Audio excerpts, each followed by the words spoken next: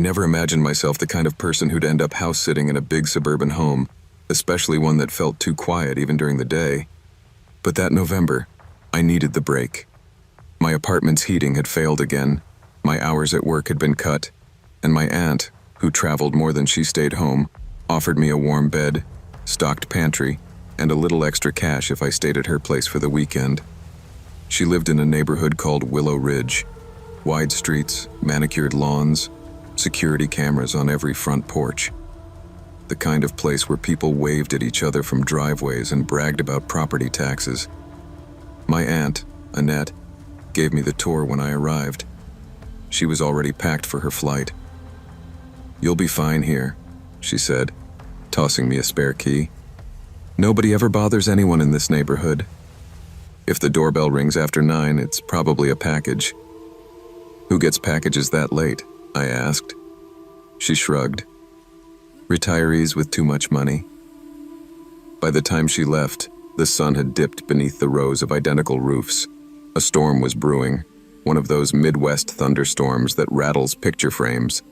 I made tea, curled up on her leather couch, and tried to pretend I belonged in a house with marble countertops and a foyer big enough to echo. Around 10, rain hammered the windows. The power flickered once, humming like it was thinking about quitting. I double-checked the locks, partly out of habit, partly because big houses have a way of reminding you how small you are inside them. The neighborhood went quiet. No cars, no dogs, not even wind between fences. Just me, the storm, and a house that somehow felt too awake. I didn't know it yet, but something else was awake too, and it knew I was inside. It was a little past midnight when the doorbell rang, not a polite tap or a hesitant knock, the full mechanical chime that echoed through the entire house.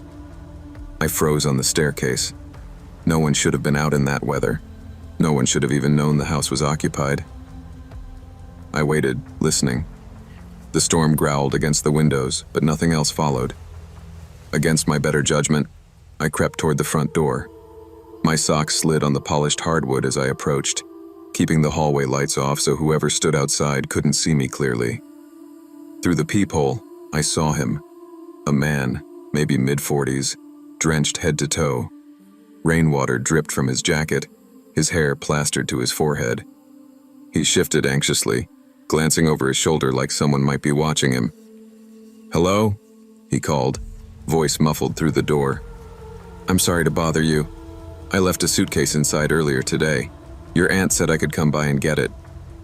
Every alarm in my body went off. My aunt was in Arizona. She hadn't had visitors in weeks. "I think you have the wrong house," I said firmly, but loud enough to be heard. "I'm not allowed to open the door." He stepped closer, his face too close to the peephole. No. She told me I could stop by if I needed it.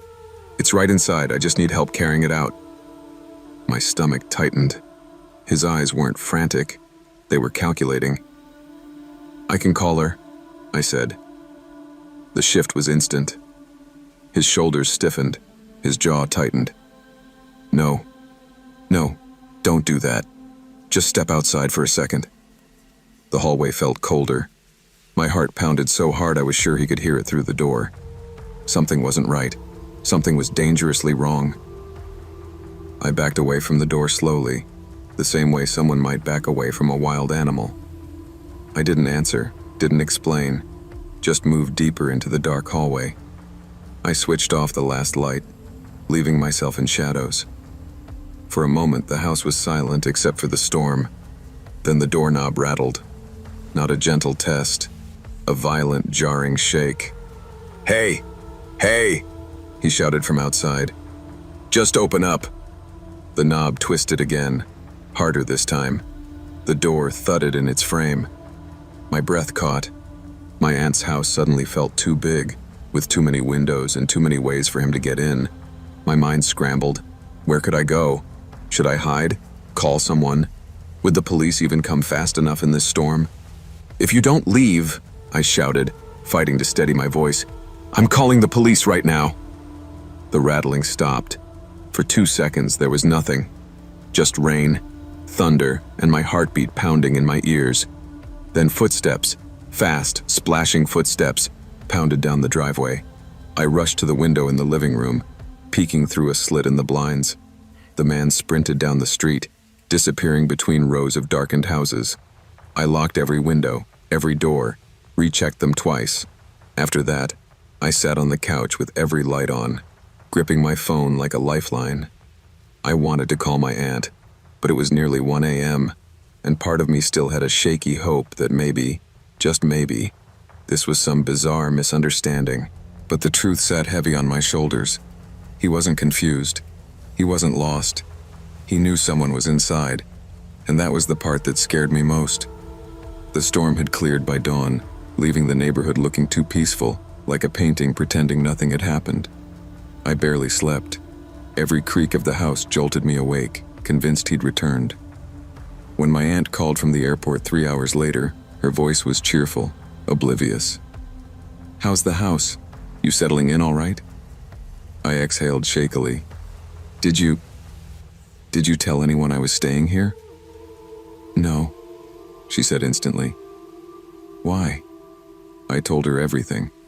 From the doorbell, the suitcase story, the rattling doorknob, to the way he ran into the storm when I threatened police. She grew quiet. "I don't know any man like that," she said. "And no one has a key but you and me." "What did he look like?" I described him. Every detail I could remember. She didn't recognize a single thing. "That's not a neighbor," she said firmly. "Nobody here would show up at midnight. People in this neighborhood call ahead before they even walk across the street." "Well," I whispered, "he knew the house was occupied." "How? My car wasn't in the driveway." "That's what scares me." I walked the property after our call. Nothing looked disturbed. No footprints, washed away by the storm. No sign of forced entry. But something still felt wrong, as if the house held the memory of the previous night. That evening, I turned on the porch camera my aunt had forgotten to mention. When I checked the recording, my blood chilled. The man had stood on the porch for nearly 5 minutes before ringing the bell, listening, waiting, almost testing the house. He'd leaned close to the door, like he was trying to hear breathing inside. And then, at one point, he looked straight at the camera and smiled.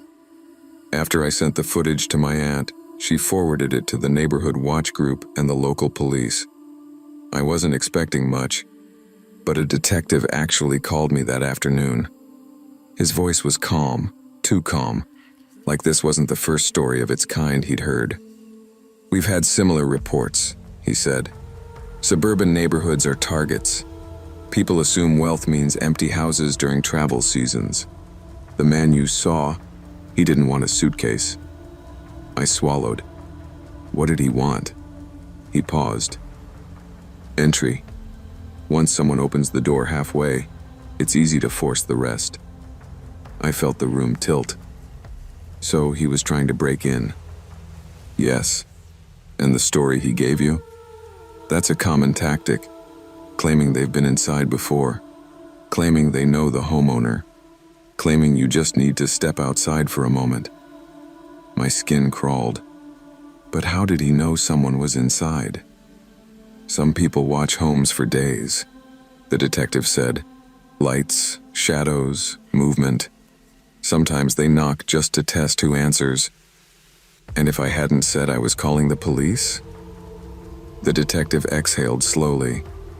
"Then you likely wouldn't be talking to me right now." That night, I didn't stay at my aunt's house. I packed my things, triple-checked the locks, and drove back to my drafty apartment, choosing broken heating over perfect silence. Days passed before my heartbeat stopped jumping at random sounds.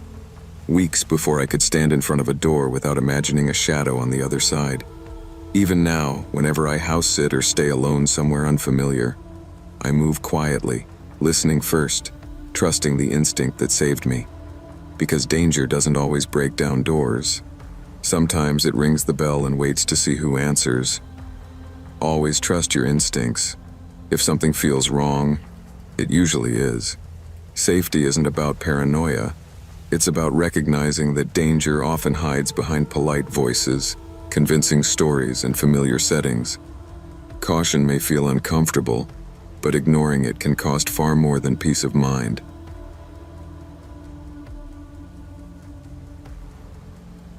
My cousin Caleb owned a home that sat on 10 acres of quiet farmland, a place so rural it felt like darkness had its own personality. Out there, night didn't just fall, it settled. Heavy, thick, like a blanket that smothered every sound after sunset. When he asked me to house sit while he visited his girlfriend in Colorado, I agreed mostly because I needed a break from my own noisy life. I was behind on rent, behind on sleep, and behind on everything that required having my head screwed on straight. Caleb's place was the opposite of the city. One long gravel drive, one barn, one old farmhouse that creaked like it inhaled and exhaled with the wind. No neighbors within shouting distance. The kind of place people romanticize until they spend a night there alone. The first 2 days were uneventful. I fed his cattle, watered the horses, walked his aging golden retriever Daisy, and spent my evenings reading in the living room while the crickets chirped outside. Peaceful in a way city people pay therapists to imagine. But the third night changed everything. The silence felt wrong.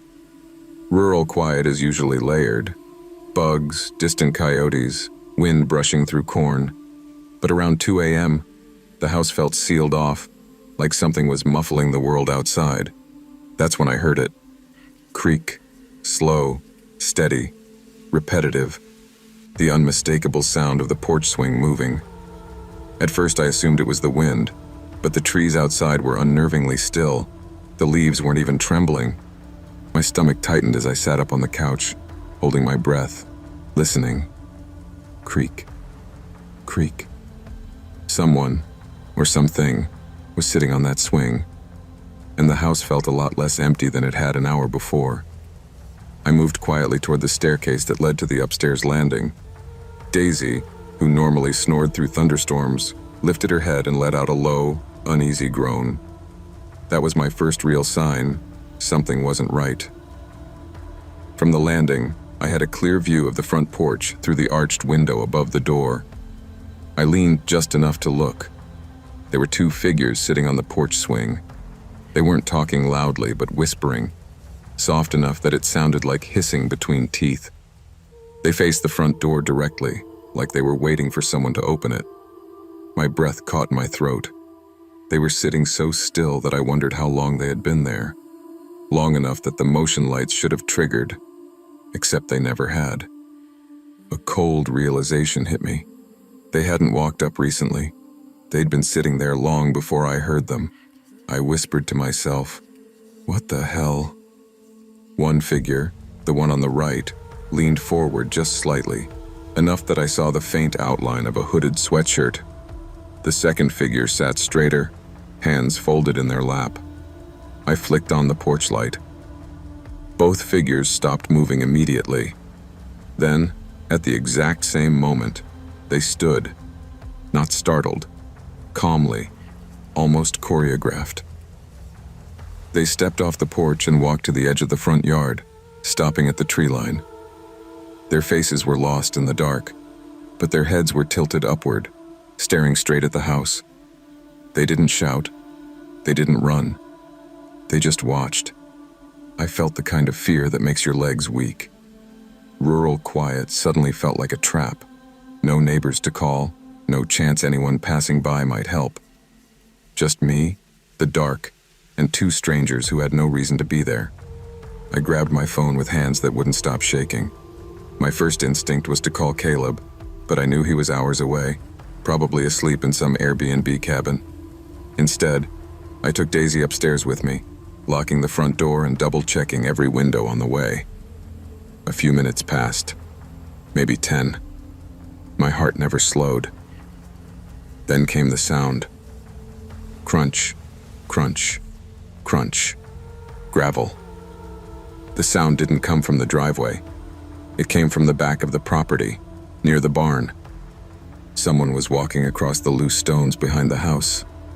I grabbed the baseball bat Caleb kept by the door. Daisy let out a deep growl, staring toward the mudroom. The rattle of the mudroom door handle snapped the air like a whip. Someone was trying to get in. I shouted, "I'm calling the police!" The rattling stopped instantly. Silence swallowed the house. Even Daisy froze, listening.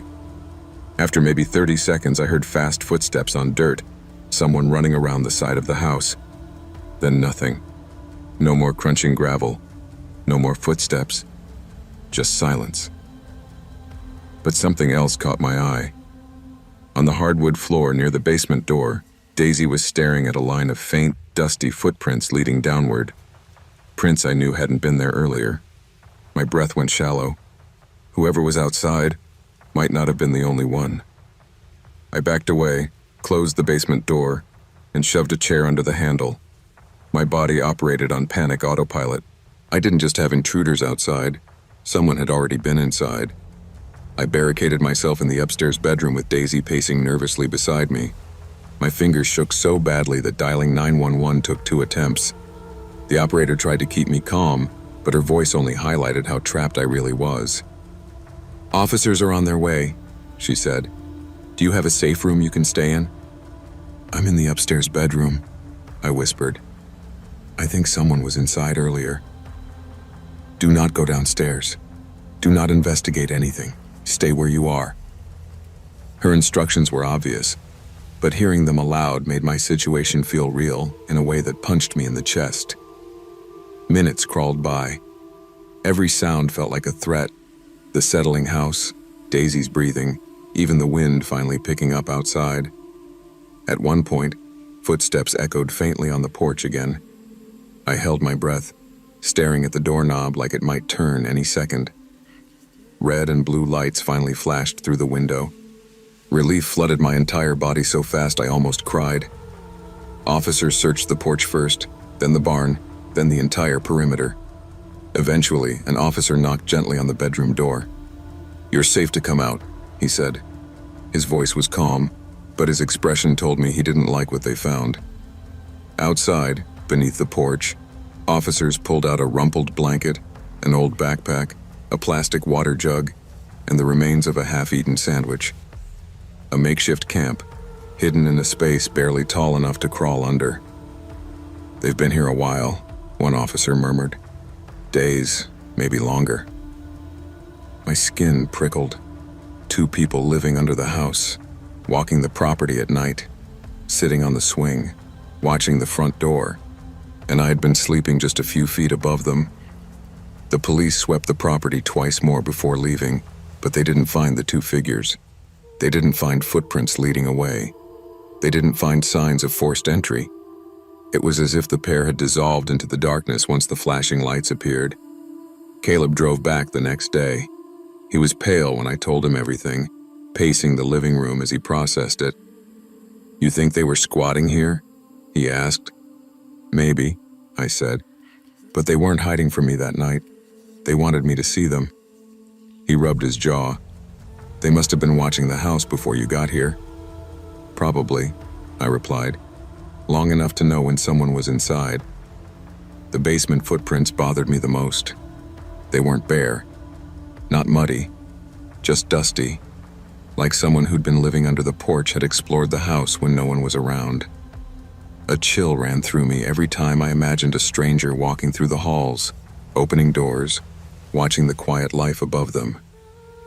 Caleb installed more cameras, new locks, brighter motion lights.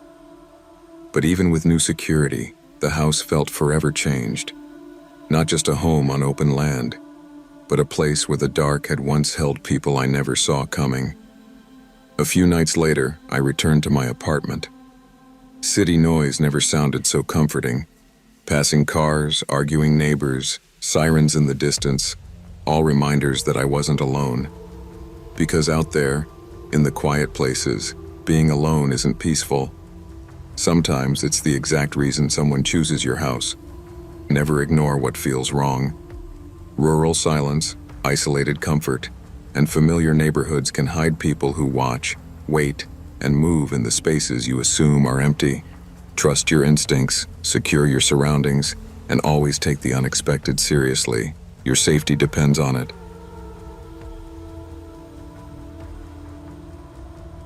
I never planned on house sitting in the middle of nowhere, but when my coworker Haley asked if I could watch her place for a long weekend, she made it sound harmless. Just a small farmhouse, 2 cats, and some plants that needed watering. I'd been craving quiet anyway, so I said yes before thinking it through. I didn't realize quiet meant complete isolation. Her closest neighbor lived a mile down the road, and the closest store was nearly 20 minutes away. The house itself was old but charming. Wide porch, tin roof, long driveway that cut through open pasture.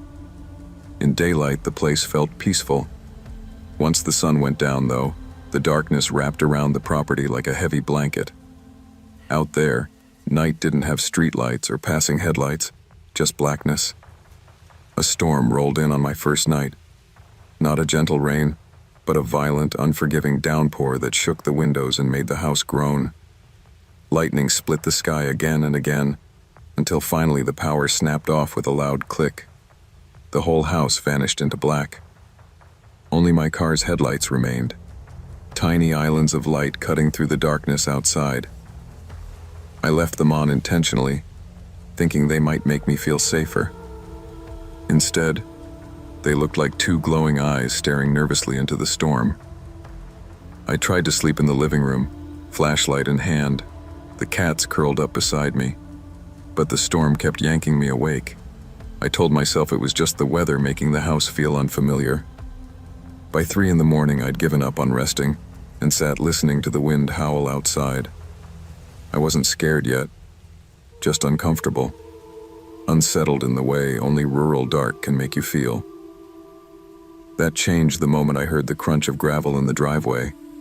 One slow step at a time. Someone was out there. At first, I thought the storm was playing tricks on my ears, but the sound kept coming. Steady, deliberate crunching that didn't match the rhythm of the rain. The driveway wasn't close. It ran a good 40 yards from the road to the house, so anyone walking it would take time to reach the top. I froze near the living room window, afraid to move, gripping my dim flashlight like a weapon that wouldn't help me at all. The cats perked up, staring toward the same direction. Animals know things. We always say that as a joke, but that night, I believed it. Lightning flashed, illuminating the long gravel path. A man was walking up the driveway. Drenched, head down, shoulders slumped forward as if carrying invisible weight. He didn't run from the rain or shield his eyes from the wind. He just walked, slow and steady, straight toward the house. I dropped below the window instantly, heart beating so hard it felt like it was shaking the floor. "What the hell?" I whispered to myself, afraid to breathe too loudly. I waited for him to knock on the door, but he didn't. Instead, he walked past the porch, straight toward my parked car. He stopped behind it, placed both hands on the trunk, and started pushing. He pushed like his life depended on it. His face twisted, not angry, not confused, but blank, like he wasn't fully awake. He leaned his entire weight forward, boots digging into the gravel, body straining against metal. The car didn't move an inch. I stayed crouched, watching through the window frame. He never looked toward the house, not once.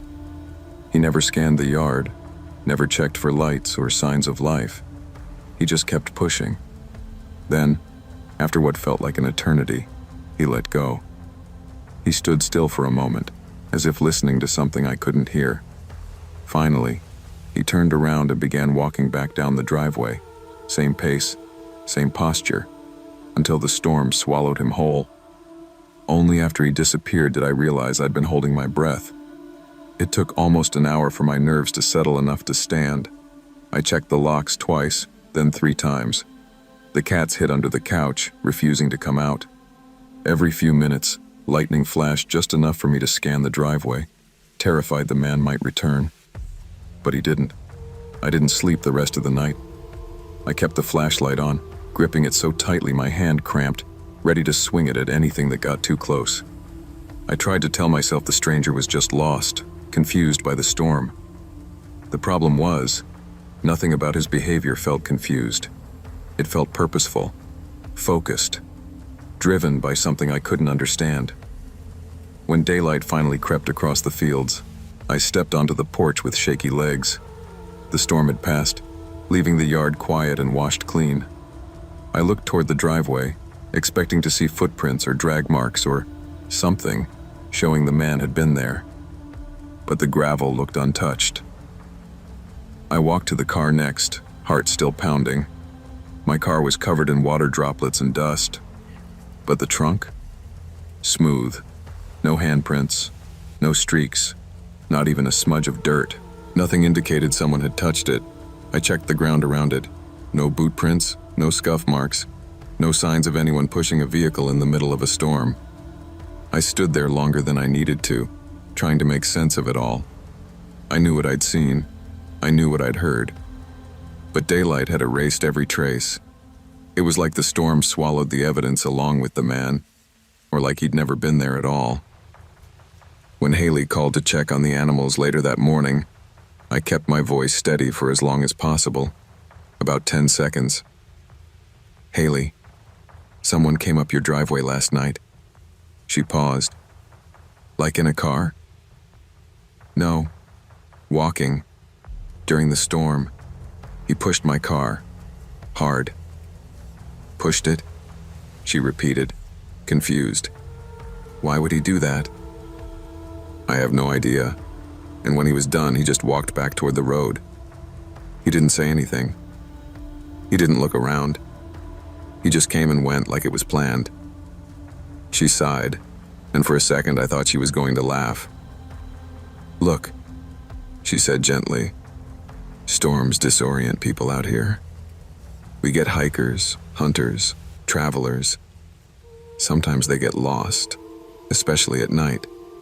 But no one ever comes up my driveway. You're the first person to even mention something like that." "I checked this morning," I said. "No footprints, no handprints, nothing." "Yeah, the ground floods quickly," she said. "Storms erase a lot. Don't overthink it." But her voice lacked conviction. And when she added, "I mean, usually people follow the main road, not private property," I heard the doubt creeping in. She wasn't trying to reassure me anymore.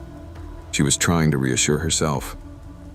That night, I sat in the living room again, porch light on, watching the driveway like it owed me answers. But the truth was simple. Whoever that man was, why he pushed my car, where he went afterward, none of it made sense. And I couldn't shake the feeling he hadn't been lost at all. He came up the driveway for a reason. He pushed the car for a reason. And the reason had nothing to do with needing help. I stayed the remainder of the weekend because pride wouldn't let me bail early. But every night, I slept with the flashlight on, and the cats curled tightly against me. Every creak of the house made me jump. Every small rustle outside forced me to the window. Nothing happened. No footsteps. No visitors. No more blank-faced strangers walking through the storm. But the quiet didn't comfort me anymore. It felt loaded, like silence was hiding something I couldn't see. When Haley finally returned, she listened to the full story again, this time without interrupting. She paced her kitchen, arms crossed, eyes fixed on the floor. "I've lived here 8 years," she finally said. "I've never had someone walk up that driveway, not once." "Then why now?" I asked. She looked at me like she didn't want to say her real thoughts out loud. "Some people out here wander," she finally murmured. "Storms make them act strange. Or maybe he just sleepwalked up a private driveway and tried to move a stranger's car," I said. She didn't answer. I drove home that afternoon, glancing at my rearview mirror more than the road. I kept expecting to see someone walking behind me, head down, hands reaching for the trunk. I still don't understand what happened that night. I don't know who he was or where he came from, but I know what I saw. And I know he wasn't stumbling around lost. He came up that driveway with purpose, and whatever pushed him there wasn't the storm. I've always thought of Maple Hollow as one of those neighborhoods where the world seemed to take a breath. Quiet streets, trimmed lawns, and houses spaced just far enough apart that you felt like you had your own little corner of peace. My aunt and her husband lived at the very end of the cul-de-sac, tucked between two empty lots that builders abandoned years ago when funding dried up. A line of old oak trees stood behind the property like a natural fence, tall enough to swallow the last bit of sunset every evening. When my aunt asked me to house sit for the weekend, it felt like the easiest favor in the world. Watch the place, water the plants, keep an eye on my little cousin Milo, who was staying with them for the month. Nothing complicated. I was 22, between semesters at community college, and grateful for the quiet. The first night went smoothly. Pizza, an animated movie, Milo falling asleep halfway through with his head on my arm. I carried him upstairs, tucked him in, and slept on the downstairs couch just in case he woke up scared in an unfamiliar place. By the second evening, I'd settled into the house's rhythm. The hum of the fridge, the creak of the back steps, the gentle sway of the oak branches brushing the roof. I remember thinking the house felt too calm, like a pause before something shifted. I didn't know yet that a stranger had chosen that same night to cross the empty lots, slip behind the oak trees, and let himself into the garden shed. But I would find out soon enough. And once I did, I would never think of Maple Hollow the same way again. It was a little after 10 when I saw it, the garden shed light flickering like a dying bulb before glowing steady. The shed sat about 30 feet from the back porch, far enough away that you'd need a flashlight at night unless you turned that one specific switch inside. My aunt mentioned once that the motion sensor used to work, but it burned out years ago. So when that light turned on by itself, a cold feeling crept up my spine. At first I tried to rationalize it. Maybe a raccoon bumped the door. Maybe Milo had wandered outside earlier and I hadn't noticed. Or maybe I was just tired, imagining things because the house was too quiet. Still, I walked to the back window, and that's when I froze. A man stood inside the shed, not moving, not pacing, just standing there in the middle of the floor like he was posing for a photograph. His head was slightly tilted, eyes fixed directly toward the house, as if he'd been waiting for me to look out. When he stepped forward, pushing the shed door open with this slow, deliberate motion, something inside me snapped into survival mode. I whispered, "Milo," and darted to the living room. He was curled on the couch, half asleep and confused as I scooped him into my arms. "What's happening?" he mumbled. "Shh, just stay quiet." I carried him upstairs, heart hammering so hard my vision pulsed with every beat. We reached the guest bedroom, and I knelt eye level with him. "I need you to hide in the closet," I whispered. "Stay there until I say it's okay." The second I shut the closet door, footsteps crunching on gravel echoed outside. The man wasn't in the shed anymore. He was coming toward the house. I dialed 911 with shaking hands, whispering into the phone while trying not to breathe too loudly. As I pressed the dresser against the bedroom door, I heard footsteps circling the house, slow, methodical, like he was mapping every window. Then came the tapping, soft, rhythmic, as if he was checking which pane might crack first. 911, what's your emergency?" "There's someone on the property," I whispered. "He was in the shed. I don't know how he got in. I have a child with me. Please hurry." "Stay on the line," the operator said. "Lock yourself in a room. Officers are on the way." I had the phone pressed so tightly to my ear I could hear my own pulse. Then the tapping stopped. Silence washed over the house, a heavy, unnatural stillness that made every nerve stand on edge. That's when the back door handle began turning. Slowly. Over and over. Metal scraping against metal. "He's trying to get inside," I whispered. "Do not engage. Do not go downstairs. Police are 4 minutes out." 4 minutes felt like 4 lifetimes. The handle stopped. For a moment, I thought he'd left. I almost convinced myself I imagined the entire thing, that maybe stress and shadows had filled in the blanks my brain didn't understand. Then gravel crunched directly below the guest room window.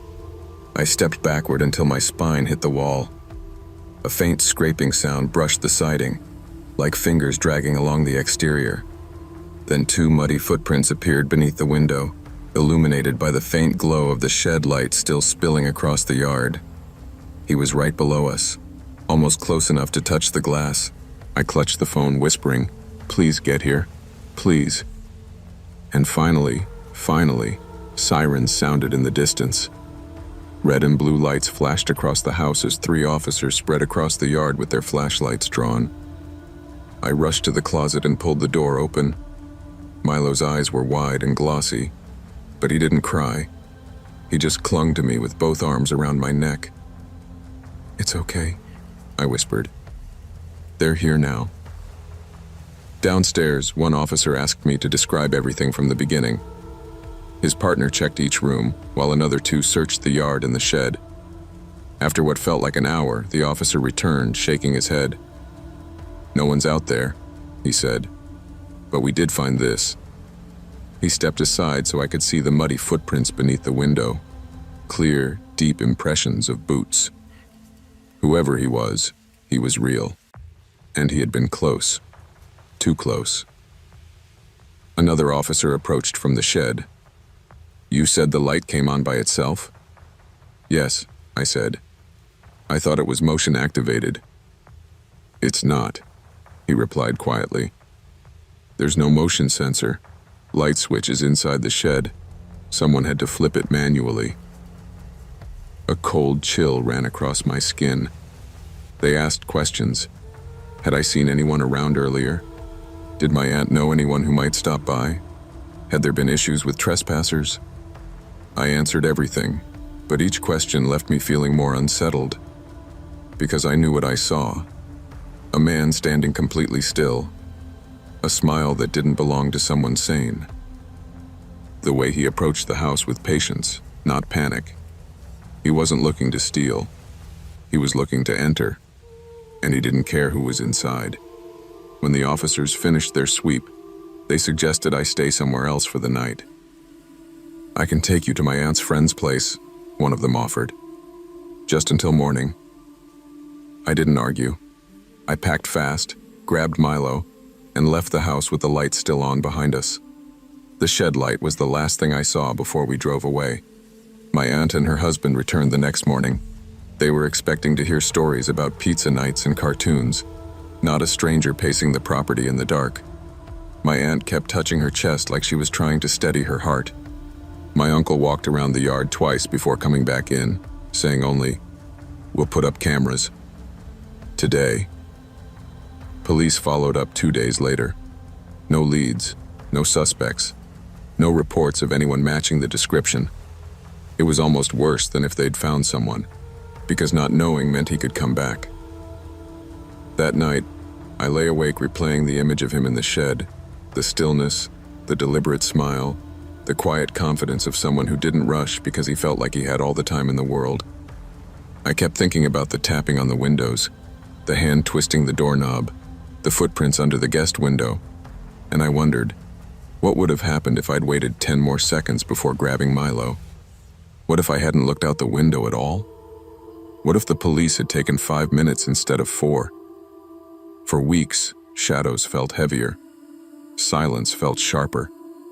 Maple Hollow didn't feel like a neighborhood that took a breath anymore. It felt like one holding it.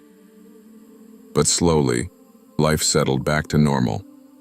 The cameras went up. Extra locks were installed. My aunt never asked me to house sit again, not because she didn't trust me, but because she couldn't stand the memory of what almost happened. Even now, when I pass a garden shed or see a porch light flicker, something inside me tenses. But I remind myself I reacted fast, protected Milo, and stayed calm when it mattered. It doesn't take courage to avoid danger. It takes courage to keep living after you've seen it up close. I've always liked quiet places, but there's a difference between quiet and isolated. The cabin belonged to my family friends, the Harpers, who owned a hand-built log home deep in the Washington woods. So deep that cell service came and went depending on which step of the porch you stood on. They loved the solitude. I tolerated it.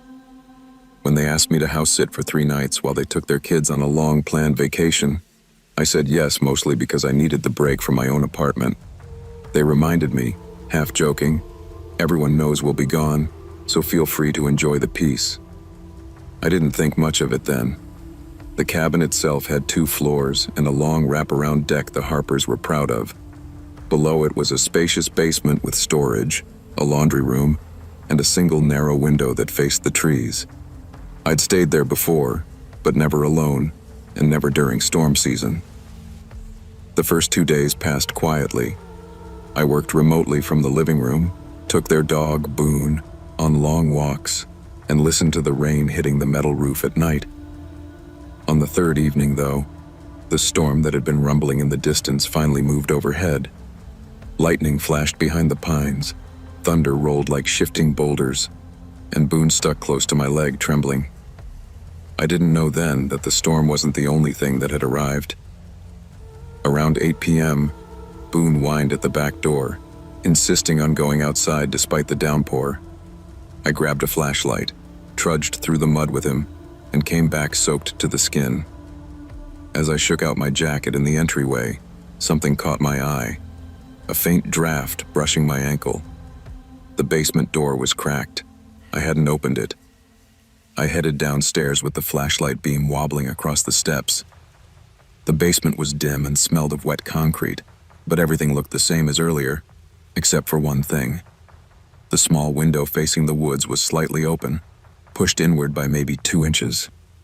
I stared at it, trying to imagine the wind having enough force to lift the latch. It didn't make sense. The storm was blowing from the opposite direction. Still, I convinced myself nature could be unpredictable. I locked the window, double-checked it, then headed back upstairs. That's when I heard the footsteps. Not the soft skittering sound of Boone's paws, but slow, deliberate steps, moving from one end of the upstairs hallway to the other. My breath caught in my throat. "Boone?" I called quietly. He appeared beside my leg immediately, meaning whoever was walking upstairs wasn't him. I froze on the basement stairs, heart thudding violently. Someone was in the house, and whoever it was, they were comfortable enough to walk right where they knew I could hear them. When I reached the main level, the house felt wrong, lit in places I hadn't lit, rearranged in ways too subtle to notice at first glance. The guest room lamp glowed through the crack of the half-open door. The closet in the master bedroom stood ajar, though I never touched it. Every instinct told me not to open anything, not to call out again. Boone pressed close to me, ears pinned back, tail tucked tight. Dogs know things we don't. I moved into the hallway slowly, trying to listen past the storm beating the roof. At first I heard nothing. Then, soft movement, a brush of fabric, a shift of weight. And then, through the gap beneath the guest door, a shadow passed. A human shadow. My entire body went cold, like every drop of blood froze in place. I stepped back quietly, clutching Boone's collar with one hand, while I texted the Harpers with the other. "Me. Is anyone supposed to be here? I think someone's in the house." Harper. "No. Grab Boone and leave right now. Don't go upstairs again." I didn't hesitate. I didn't even breathe. I turned toward the front door, moving fast without breaking into a run. Boone stayed glued to my leg, trembling. But the moment my hand touched the doorknob, a sudden pounding erupted from behind me. Heavy, frantic footsteps barreling down the staircase. Someone was running, and it wasn't toward me. It was away. The intruder sprinted past the kitchen and crashed through the back exit so violently that the screen door bounced off the wall and slammed again. Boone barked wildly as I yanked the front door open, dragged him outside, and vaulted off the porch steps. I didn't stop until I reached the gravel driveway, about 40 yards from the house. Only then did I dare look back. The back door hung open, swinging in the storm wind. Rain whipped sideways across the deck. But whoever had fled was already swallowed by the forest. No movement, no silhouette, just the trembling trees. I called 911 with hands shaking so badly I dropped the phone once. Deputies arrived 20 minutes later, long enough for fear to settle into something colder. Anger, maybe, or disbelief. They searched the basement, the bedrooms, every corner of the property. Nothing. No broken windows, no forced doors, no signs of struggle aside from muddy boot prints near the back deck. One deputy said, "He probably thought the place was empty. You scared him off." I didn't feel proud of that. I felt sick. When the homeowners finally got back in touch, their voices were tight, apologetic, and tinged with something like guilt. "We told a lot of people we'd be gone," Mr. Harper admitted. "Maybe too many. Small community, lots of acquaintances. Someone might have wanted to take advantage of an empty house." The idea that the intruder might have been someone they knew made my skin crawl. When the deputies left, the house felt colder than before, emptier somehow, despite the lights blazing in every room. I grabbed my things, packed fast, and drove away down the single-lane road with Boone curled beside me in the passenger seat, still trembling. I didn't sleep that night. Every creak of the motel walls made my heart jump. Every shift in Boone's breathing made me sit up straight. I kept replaying the scene. The half-open closets, the glowing lamps, the shadow gliding beneath the door. Someone had been inside long enough to make themselves comfortable. Someone who thought the house would be empty. Someone who didn't run until they heard me leaving. The Harpers later told me the police never found a suspect, though a few neighbors recalled seeing unfamiliar vehicles on the forest road earlier that week. Nothing conclusive, nothing useful. But even months later, I catch myself double-checking locks I just closed, looking twice at windows I know I shut tight. The woods don't feel peaceful anymore. They feel watchful. And whenever a house seems too quiet, I remind myself that silence isn't always safety. Sometimes it's warning you to listen harder. Never assume you're alone just because you're supposed to be. Trust your instincts. Protect your safety first, and remember that danger often comes from the places and people you least expect. I've never been great at saying no, especially when someone asks for help with something that sounds straightforward. So when my coworker, Tessa, mentioned she needed someone to house sit for a weekend at her family's old farmhouse, I agreed before thinking it through. She said the place was quiet, peaceful, and maybe a little too far from civilization, but nothing that would cause trouble. I figured it would be a chance for me to unplug, get away from the office buzz, and maybe catch up on a little sleep. The drive out there was long, weaving through back roads and forested turns that swallowed cell service. By the time I found her driveway, an unmarked gravel path the GPS insisted did not exist. I was already feeling the weight of just how isolated the house really was. Tessa had left the porch lights on timers, the kind that shift between warm and dim every few hours, so you never feel like the house is empty, she had said with a laugh. The farmhouse was charming in the way older homes are: creaky floors, heavy doors, and that faint smell of old pine boards soaking up decades of weather. Storm clouds had been rolling in all afternoon, and as night came, heavy rain settled over the fields like a thick curtain. I spent the first night reading on the couch with the dog, Willow, curled at my feet. Nothing unusual happened, but by the second night, after a draining day of driving back from visiting family, I returned to the farmhouse too tired to think straight. That exhaustion, I would later realize, made everything that followed feel unreal, like drifting into a nightmare I wasn't fully awake for. I fell asleep on the living room couch with the storm hammering the windows. Around 2 a.m, a sharp metallic clanking jerked me awake. It was the kind of sound that doesn't blend into rain, a deliberate, steady noise, like someone trying to pry something open. At first, I thought maybe a branch or a loose shutter was being thrown around by the wind, but the sound came in short, rhythmic bursts. Clank, pause, clank, pause. I whispered, "Willow," expecting her to bark, but she wasn't even in the room. That was strange. She'd barely left my side since I arrived. I got up, shuffled toward the window, and nudged the curtain aside just enough to see out into the yard. The shed sat behind the house, a squat little structure with peeling white paint and a sagging roof. And behind it, half hidden by the shadows, stood a man. His back was hunched as he worked at something in front of him. A padlock? A door? I couldn't tell. The only light was a dim flood lamp the owners kept on the far corner of the house, and every time the rain came down harder, the man's shape blurred like a smear on a wet canvas. But what unsettled me most wasn't the fact that he was there. It was what wasn't. No car, no bicycle, no lantern or flashlight. Nothing that suggested he had arrived with any purpose other than simply appearing out of the dark woods. He eventually stepped back from the shed and wandered slowly toward the tree line, disappearing as though the woods had swallowed him whole. I told myself over and over that he was just a lost hiker, someone confused by the storm. But the part of me that stayed awake long after I lay back down knew better. The storm felt worse by the time I drifted into a restless half-sleep again. Maybe an hour passed, it could have been less. Suddenly, a sharp, deliberate tapping hit the big front window. Not the random scatter of rain, not branches. Tap, tap, tap. Slow, purposeful. I sat up immediately, pulse thundering in my ears. I didn't want to look. Every instinct begged me not to. But fear mixed with disbelief pushed me toward the curtains as though I needed proof of what I already knew. I pulled the curtain back an inch. The man stood directly in front of the window, his face inches from the glass. Rain streamed down his cheeks, making his expression warp and ripple. But his eyes, they were fixed on the room like he was checking inventory. No curiosity, no panic at being seen, just blank evaluation. He lifted one hand and tapped the glass again with 2 fingers. Tap, tap. That's when I saw the object in his other hand, long, metallic, catching the low light from the hallway.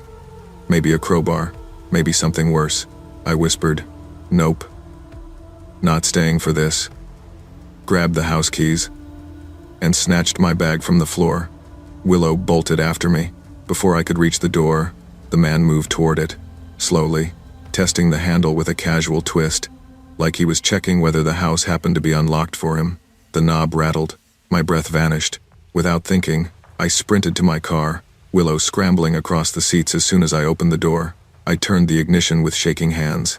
As the headlights lit up the porch, the man turned toward me slowly, calmly, still holding that metal object in his hand. No anger, no surprise, just that same empty stare. I didn't let the car fully stop before I sped down the long gravel driveway. Rain splashed across the windshield so hard I could barely see the road, but adrenaline shot through me like a second heartbeat. Every few seconds, I checked the rearview mirror. The man wasn't following. He wasn't running after me. He just watched. His stillness scared me more than if he'd chased us. When I finally got cell service again, I pulled over at a gas station miles down the highway and called Tessa. My voice cracked halfway through explaining, and she cut me off with, "You saw someone out there?" Her reaction wasn't relieved disbelief, it was horror. "Nobody lives near that property," she said. "Nobody hikes that land. Nobody should have been within a mile of the house, especially not in a storm." She urged me to call the sheriff's office, which I did. An officer agreed to meet me back at the house once the weather cleared enough for patrol to reach the area. Going back felt like a bad idea, but I didn't want to leave the place open if the man was still there. When we arrived, the house was silent, the windows dark, the shed untouched. The officer searched the property, the fields, the forest line. No footprints they'd already washed away, no signs of forced entry, nothing missing, no tracks on the long driveway. The officer finally said, "Could be a drifter passing through." Storm brought him close. Hard to say, but his tone made it clear he didn't believe his own explanation. Something about the man's presence, the lack of vehicle, the way he moved didn't fit any ordinary scenario. I didn't stay for the final night. Tessa insisted I go home, and I didn't argue. Even after driving hours away, I kept replaying the image of that man's expressionless face in the window. How calm he'd been, how unhurried. One part of me tried to rationalize it. Maybe he was lost, confused, not dangerous. But every instinct in my body had screamed that this wasn't a man looking for shelter. This was someone checking whether he had an opportunity. A warm, well-lit farmhouse sitting alone in the woods. No neighbors, no witnesses, no reason for anyone to show up except with bad intentions. For days afterward, I found myself checking my doors twice before bed, sometimes 3 times. I kept curtains closed even in places where no one could realistically be watching. The isolation I once found peaceful now felt like a hunt waiting for a target. Tessa later told me her family had the locks changed and installed motion lights. She also admitted quietly that she regretted ever mentioning to her extended circle that the house would be empty that weekend. Whoever he was, she said, he shouldn't have known anyone was out there. I agreed. And that's what frightened me most. Because some people don't need a reason to show up. Some people drift through the darkest places, looking for opportunities no one would hear them take. And out there, far from highways and signals and neighbors, you realize how thin the walls really are. I never planned on spending a stormy week alone in an old house at the edge of town, but I'd agreed to house sit for my cousin Melissa while she visited her parents in Colorado. She'd asked me months earlier, and at the time it felt like an easy favor. Water a few plants, feed the cat, keep an eye on the place. Simple enough. The house itself was built sometime in the late 42nds, all narrow hallways and creaky floorboards that complained with every temperature change. During the day, it had a kind of quiet charm, but at night, especially during storms, the place felt like it remembered every decade it had lived through and insisted on expressing each one in groans and pops. That night, I was sitting at the small desk in the upstairs guest bedroom, working on a deadline for a design project. The storm outside had rolled in without restraint, thunder cracking like splitting wood, rain hammering the windows hard enough that I kept checking to make sure they were actually closed. At first, every noise felt explainable. Houses settle, pipes groan, wind shakes things loose. But around midnight, a sound rose above the storm, something heavy shifting downstairs. It wasn't the casual settling of old wood. It was deliberate, like someone had pressed their weight into the floor. I paused. Fingers hovered over my keyboard, listening. The house went quiet again, too quiet given the storm. But when I leaned back in my chair, a second thump echoed through the stairwell. I felt it more than heard it. My stomach knotted. Probably something fell, I muttered to myself. Saying it out loud felt like a charm against anything worse. Still, I got up and stepped into the hallway, trying to convince myself I wasn't starting to panic. I flicked on the hall light, its yellow glow spilling down the stairs. Nothing moved, nothing shifted, but the silence felt wrong. I stood at the top of the stairs longer than I needed to, telling myself to stop overreacting. When you're alone, every noise feels sharper, like the house is tuning itself to your heartbeat. I forced myself to check the first floor anyway. Step by step, I descended the stairs, each creak under my feet reminding me the house had its own pulse. The living room was exactly as I'd left it, dim, still, untouched. The rain streaked down the windows so thickly that the outside world blurred into a smear of black and silver. I checked the kitchen next. Empty. The back door was locked. Everything was normal. "See?" I whispered. "Wind, old house, nothing else." I made my way upstairs again, feeling ridiculous for letting my nerves get to me. Back in the guest room, I sat down at my desk, ready to finish my work and call it a night. Then came the sound right outside my door. Not a thump, not a creak. Footsteps. Slow, heavy, human. My breath caught in my throat. The door was cracked open about 3 inches, just enough that the hallway beyond appeared like a thin slice of shifting shadow. I turned my head toward the opening. A figure, tall, broad, walked past the doorway. I froze so hard I didn't even blink. He moved calmly, like someone who belonged there, and stepped into the guest room across the hall. The door to that room stood slightly ajar, and I watched the shadow slip through it without a sound. My pulse hammered in my ears. Someone was already inside the house. Very slowly, I reached for the bedroom door and shut it quietly. My hands shook as I turned the lock. The moment the lock clicked, the quiet shifted. Footsteps charged toward me fast. The door vibrated as the intruder slammed into it with full force. I stumbled back, nearly falling. He hit the door again, and again. The old hinges groaned with each impact. "Hey!" I shouted, voice cracking. "Get out of here!" He stopped pounding, but didn't leave. Instead, he breathed long, heavy breaths, right on the other side of the door. Then silence, and the sound of him walking downstairs. My hands were shaking so badly I nearly dropped my phone when I dialed 911. Every muscle in my body tensed as I stared at the doorknob, half expecting it to start turning. I whispered to the dispatcher, trying not to make a sound that might draw the man back upstairs. "Someone's in the house," I said, voice trembling. "He was just at my door. He tried to break in. He's still here." The dispatcher kept me calm, kept me talking, told me officers were on their way, but every second felt like an hour. The storm outside raged on, lightning flashing through the edges of the curtains, thunder rolling so violently it shook the windows. For a moment, I thought maybe the intruder had left. It was quiet, eerily quiet, until I heard movement downstairs, soft steps, a faint shuffle, something being dragged lightly across the floor, then total stillness again. I didn't breathe for what felt like minutes. I kept the phone pressed to my ear, listening as the dispatcher repeated, "Stay with me. Officers are almost there." The first hint of relief came when red and blue lights flickered faintly against the storm-soaked window. A patrol car pulled into the driveway, headlights slicing across the living room below. I heard the officers shouting commands from outside. Then, a burst of frantic footsteps, not toward the front door, but deeper into the house. One of the officers yelled again. A door downstairs slammed open, loud, violent, echoing through the walls. Then the unmistakable sound of someone sprinting across wet grass. The officers barreled inside moments later. I unlocked the bedroom door only when they called my name. All of us stood frozen as we heard the intruder tearing through the backyard, crashing into bushes, then disappearing into the dark storm. "He didn't leave earlier," one officer said, shaking his head. "He hid somewhere inside until we got here." That thought chilled me more than anything else had. The officers searched the house room by room while I stayed in the hallway, hugging my arms around myself.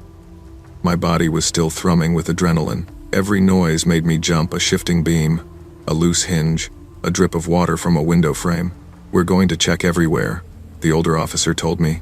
"Intruders like this, they usually pick houses that look empty."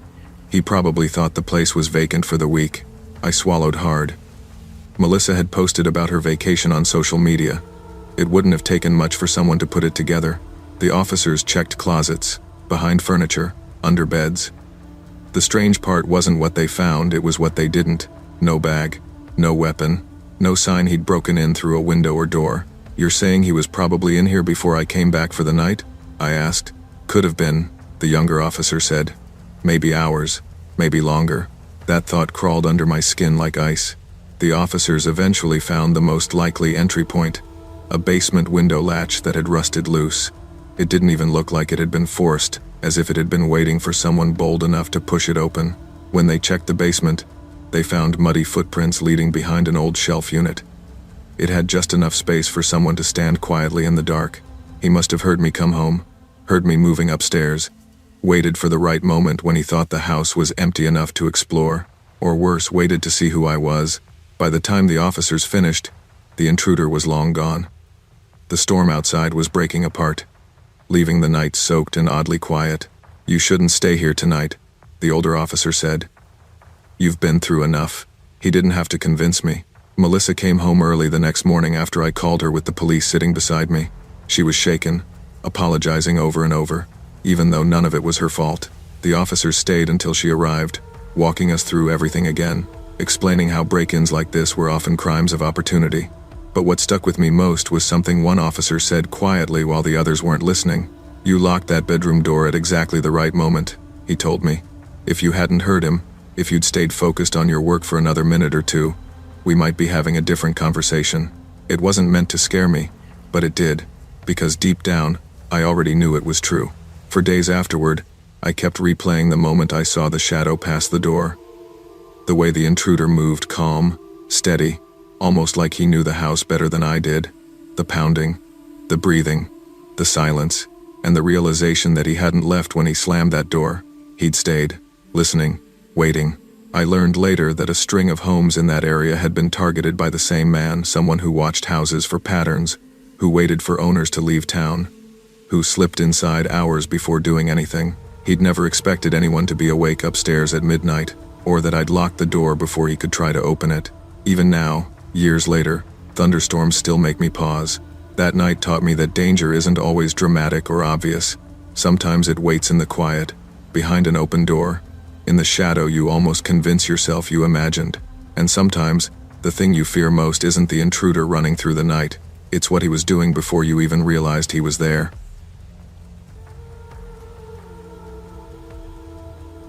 I'd agreed to house sit for my friend Jenna while she worked a week-long conference in Oregon. She'd just finished renovating her old 2-story farmhouse, new siding, new locks, New layout inside, and she was proud of the place. The location was the kind of quiet that used to feel peaceful to me. Long gravel driveway, a field stretching out behind the house, and only one neighbor about a mile up the road. I thought the week would be easy. Feed her dog, Milo. Keep the lights on. Pretend the creaks and hums of the old bones of the house were normal. The first night passed without issue. Just the usual farmhouse sounds and the wind pushing against the eaves. But on the second night, as I was cleaning up the kitchen after a late dinner, something shifted. A heaviness, the kind of silence that makes you stop and listen without knowing why. At exactly midnight, there came a knock, 3 slow, evenly spaced knocks at the front door. It wasn't loud, but it felt practiced, intentional. Milo lifted his head and whimpered. I walked to the door, my pulse picking up, and looked through the peephole.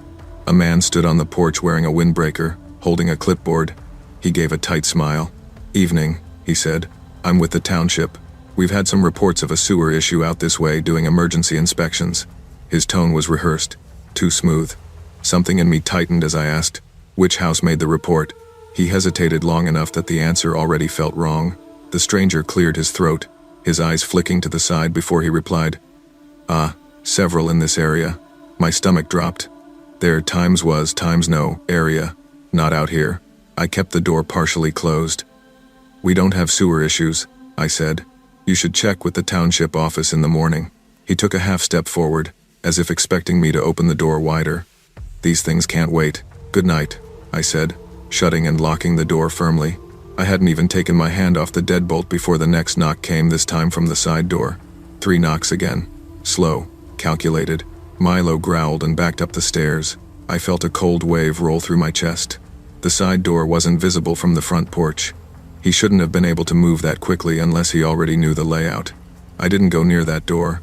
Instead, I turned off the kitchen light and backed toward the living room.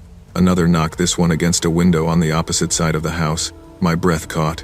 He was circling, testing entry points, mapping the place. I grabbed my phone and called Jenna. When she answered, half asleep, I whispered, "Who did you tell about your remodel?" "No one," she whispered back. "And no one knows the new layout. What's going on?" I told her everything. She went dead silent. "Get upstairs," she said urgently. Now. I hurried up the stairs with Milo pressed against my legs, his entire body trembling. The farmhouse seemed to breathe around us, timbers settling, old beams groaning, but my ears filtered out everything except the possibility of footsteps.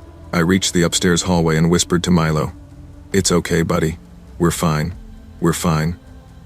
I didn't believe it, and neither did he. I called 911 with shaky hands, trying to keep my voice low. The dispatcher told me to stay where I was and keep the bedroom door locked until officers arrived.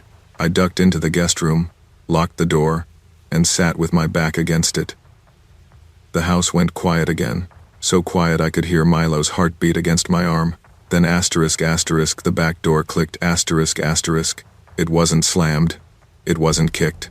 It sounded like someone easing it open just enough to slip inside. My whole body went numb. "Milo," I whispered. No noise. Soft footsteps moved across the downstairs hardwood. Slow, searching, like someone exploring a home they felt comfortable in. Floorboards creaked under deliberate weight. A drawer opened. Something brushed against the wall. I covered my mouth with both hands. Milo pressed his head into my lap, shaking violently. The footsteps eventually faded toward the back of the house, but they didn't go outside. They were still in here somewhere, waiting, listening. Red and blue lights finally splashed across the bedroom wall. An officer shouted from outside, and Milo let out a soft whine of relief. I stayed frozen another few seconds, afraid the intruder would bolt toward the stairs, but the house remained still. "Police," someone called. "If anyone is inside, make yourself known." I cracked open the bedroom door. "Upstairs," I called shakily. 2 officers ran up to me, ushering me and Milo to the hallway. They moved through the house in a coordinated sweep. First floor, closets, basement, crawl spaces. Every room was checked twice, but the intruder was gone. The back door stood slightly ajar, a faint trail of muddy footprints leading into the yard before disappearing into the field. "He knew we were coming," one officer muttered. "Bolted the second our lights hit the driveway." Another officer knelt by a window. "We've got pry marks here, and here." He checked 2 more. He tried 3 different entry points before he found one that gave. The worst discovery came at the back door. "Prince," the younger officer said quietly. "Inside the lock." He made it partway in before the call was even made. I felt my knees weaken. "So he was already inside?" "Yeah," the officer said grimly. "And from the look of things, he's been posing as an inspector for weeks, picking isolated homes." My skin crawled. "He wasn't checking sewer lines," I said. "No," the officer replied. "He was checking who was alone." Jenna came home early the next morning, still in her conference clothes, hair unbrushed, face pale from worry. She hugged me like she thought I might disappear if she let go. Officers walked us through everything again, assuring us that patrol units would keep an eye on the road for the next few nights. After they left, Jenna and I stood in the quiet kitchen, staring at the back door as if expecting another slow knock. "I'm so sorry," she whispered. "I shouldn't have asked you to stay here alone." "It's not your fault," I said. "Anybody would have opened the door a little, but he knew the layout," she said. "He knew the remodel. How is that even possible?" We didn't have an answer. Maybe he'd watched the place for days. Maybe he'd slipped inside before the remodel and memorized the structure. Maybe it was simpler and scarier than that. Some people study isolated homes the way hunters study patterns. What stayed with me wasn't the knocks or the footsteps. It was the idea that he had stood on the porch, smiling like a professional, clipboard in hand, while knowing exactly what he intended to do inside. For nights afterward, any small sound made me jump. Even now, I double-check every lock before bed. Trust feels different after someone tries to wear a uniform of authority just to get close. Sometimes danger doesn't break the door down. Sometimes it knocks, slowly, politely, and with a smile. I'd always been a night runner. Something about the world going quiet made it easier for me to think, to breathe, to shake off the noise of the day. So when I agreed to house sit for a family friend, Mrs. Callahan, in her quiet suburban neighborhood, I stuck to my routine. The area felt safe, streetlights on every corner, sprinklers humming at odd hours, the occasional dog barking behind a fence. Nothing ever felt threatening. Her house backed up to a small nature trail that looped around the neighborhood. It was wide enough for bikes, shaded by tall pines, and mostly empty at night except for the occasional late walker. I'd run it dozens of times before, and I never had a reason to feel uneasy. But this particular week, I was stressed, work deadlines, personal stuff, and running helped me clear my head. That night, around midnight, the air was cool, the sky moonless, and I set out with my headphones around my neck, listening to my own footsteps crunching on the gravel. I remember thinking it was unusually quiet. No distant cars, no porch lights clicking on, nothing. I turned onto the nature trail, expecting the usual calm. Instead, I saw him. A man stood completely still on the path ahead, maybe 50 feet away. He wasn't walking a dog, wasn't holding a phone, wasn't doing anything except facing in my direction, his posture rigid, head slightly lowered. At first I thought he might be waiting for someone, but something about how unmoving he was made me slow down. As I jogged past, he didn't step back or greet me. He just slowly turned his head to follow my movement, as if tracking me. And for the first time ever during a night run, I felt truly watched. I sped up without meaning to, pretending I didn't care, pretending I wasn't unnerved, but the sensation of his eyes following me lingered long after I passed him. Probably just some guy, I told myself, maybe waiting for his dog, maybe drunk, maybe weird but harmless, but uneasiness sat under my ribs like a weight. I decided I'd do one more loop and head back early.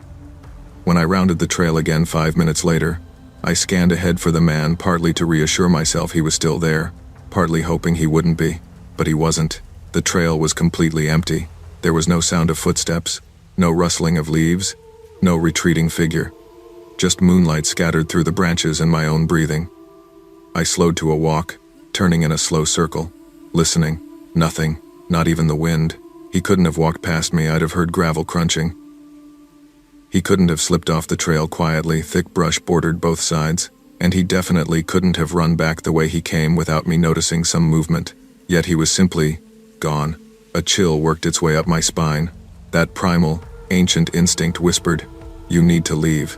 I left the trail and jogged the rest of the way home, glancing behind me far more than I'd like to admit. The houses looked ordinary, calm, porch lights flickering in the distance. When I reached the Callahan house, I stepped inside quickly and locked the front door. Milo, their golden retriever, padded up to greet me, tail wagging lazily. His presence helped, but not enough. Then came a soft scraping sound right outside the door. I froze, and when I looked through the peephole, my breath left me in a single violent jolt. It was him. He wasn't knocking, wasn't talking, wasn't shifting his weight or fidgeting. He just stood on the porch facing the door like he had followed a trail of breadcrumbs straight to me. His face was expressionless, eyes blank but unblinking, as though he'd known exactly which house I would enter. My voice caught in my throat. I stepped back slowly, careful not to make noise, and Milo let out a low whine behind me. The man didn't react to the dog or the sound. He kept glancing left and right, like he was waiting for someone else to show up or like he was deciding whether to move toward a different entry point. I ducked behind the kitchen counter and dialed 911. My voice shook as I whispered to the operator. Someone followed me home. He's standing right outside the door. Is he attempting to break in? She asked. No, but he shouldn't be here. He followed me from the trail. He was watching me. I swallowed hard. Please send someone. She assured me officers were on the way. I could barely hear her over the pounding of my own heartbeat. I peeked through the window that looked onto the porch. The man had tilted his head slightly, like he was listening for movement inside the house. When the distant sound of a patrol car siren echoed down the street, I thought, finally, he'll run. But he didn't. He didn't flinch, didn't turn, didn't react at all. Even as the cruiser pulled right up to the driveway and 2 officers stepped out, the man stayed rooted, staring blankly at the door as though the world around him didn't exist. Only when one officer got within arm's reach did the man slowly blink, as if coming out of a trance. From the window, I watched the officers talk to him, or rather I watched them try to. The man barely responded. He looked confused, detached, like he wasn't fully present. When they asked for his name, he said he didn't know. When they asked why he was on the porch, he looked at the house, then back at them, and muttered, "I thought, something." His voice trailed off. "Sir, were you following the resident?" one officer asked. The man blinked slowly. "I was walking."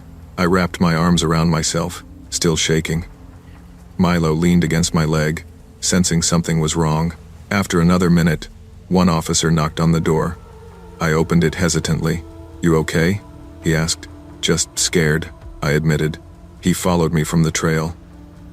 He was just standing there watching me. The officer nodded sympathetically. "I understand.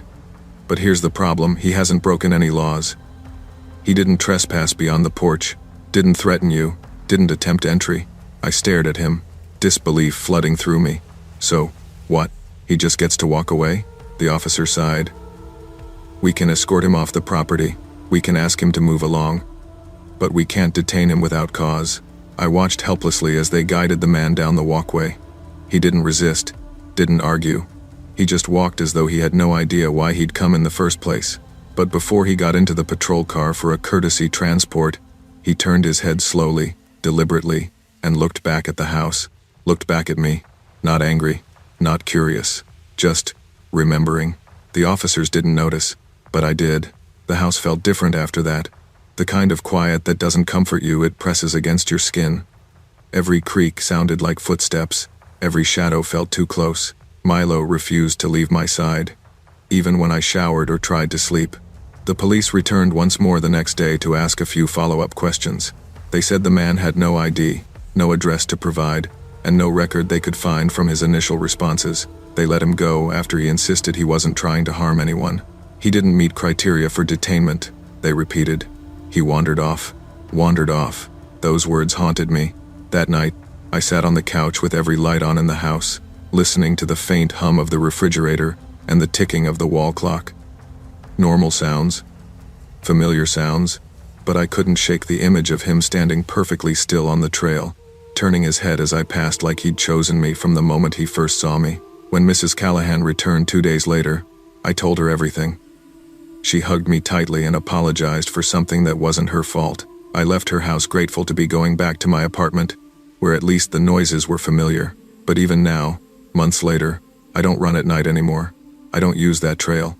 I don't ignore my instincts, because sometimes danger doesn't chase you loudly. Sometimes it follows quietly, patiently waiting for the moment you stop paying attention. And sometimes the scariest people are the ones who never say a single word. Always trust your instincts. Your body notices danger long before your mind rationalizes it. Awareness, boundaries, and caution are not paranoia. They are tools that protect you in moments when silence can hide real threat.